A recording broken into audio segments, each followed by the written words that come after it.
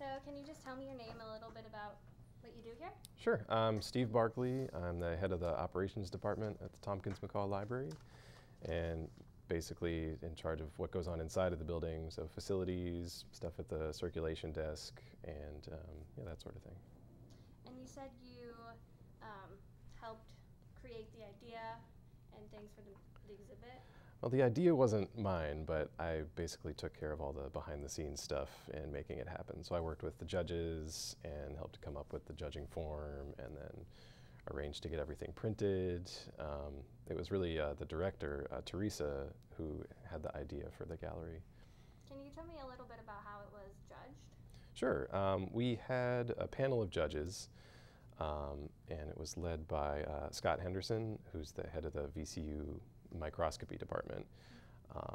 And there were 4 judges in total, and we had them take a look at the images, and they judged them on sort of aesthetic merit, technical skill, and scientific significance. And then we put all their scores together to get winners in each category for like student, staff, and faculty. We had about 40 submissions overall, and we used about 25 of them in the final gallery. And so was this a contest open for everybody and not just in the medical field?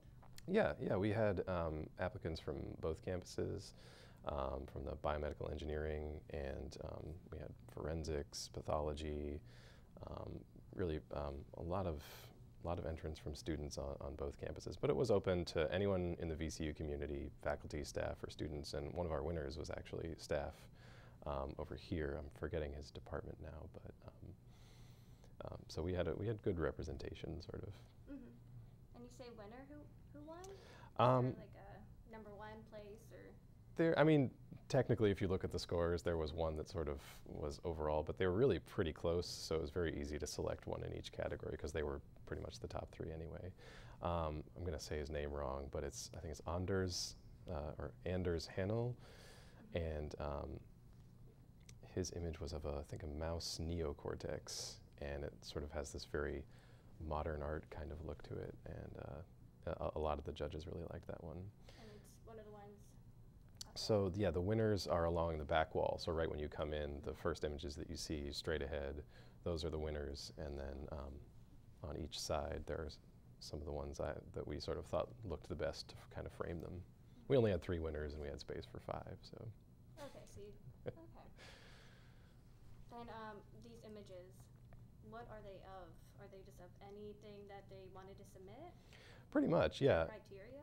Yeah, they had to be able to sort of explain the research significance behind it. So a lot of people would submit images based on what they were working on in the lab. So some of that was some stem cell research, and that's what you'll see actually flanking the winning entries out there. And they're just these gorgeous images that I guess they get through staining the material different colors. And so yeah, that one was stem cells. We've had some that were, we had a few mouse brain specimens. We had some what they call electrospun fibers, which I guess is some kind of materials research. And what else did we have? There was a few zebrafish embryos, I think, that came out looking pretty cool. One of my favorite entries was a zebrafish retina under the microscope that came out looking really nice. So yeah, it's a whole variety of things. But most people, they sort of took photos of what they knew, so it was what they were working on at the time.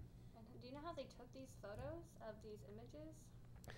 One of the rules was they had to use sort of VCU-owned microscopic equipment. So it sort of depended, I guess, on, again, their lab and sort of what department they were in as to what they had access to. And again, since it's usually what they were working on already, that's kind of what most people used. So. Okay. So how long is this going to be here, the images? We're going to have it up through December. It should be up through December 31st. And then depending on how long it takes for us to get the next gallery together, it could be up into January. We're not sure. Do you have any other ideas, or do you know what the next gallery is is going to be? I believe the next gallery is going to focus on just one person. The previous gallery was from a faculty member here on the MCV campus who did some nice kind of macro photography shots of just sort of natural objects and that kind of thing. But we also like to mix it up and do a contest, and then we're going to go back and do a single, I think faculty is going to submit some more photographs, and I'm not exactly sure of the theme on that one, but I believe that's what we're doing next. But we do try to do the contests here and there. Not quite sure what we'll do for our next one, but this one seemed like a lot of fun, and we had a lot of good participation. So. And where can you find more information if you want to submit images to this? I mean, it's, excuse me, it's too late now to submit more images. We're kind of done printing them all up, but if you want to just get some more information, I think there's a link from the events page, and there will be, I believe through the TML library homepage, you should be able to get to the online gallery, and it'll have all of the images that you see out there on the wall, just digitally, and it'll have a little more information than what's available on each picture that's out there. We kind of had to edit it down to make it fit on the poster, and a lot of the applications had a lot of scientific information and specimen information that we just couldn't fit on there. So it's all out there on the web. So the students had to submit a picture, and then did they have to tell you like a description of what it was and why it was important? Mm-hmm. Yeah, there were 3 fields. They had to talk about why it was important scientifically, and they had to sort of give just a brief description or a caption that they might want to include, and then they also had to talk about what they used to take the image. Wow. Okay, and so again, this is just for anybody who wants to submit?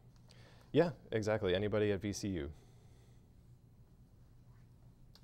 And can I just get your name and your title again? Sure, Steve Barkley, Head of Operations at Tompkins McCall Library.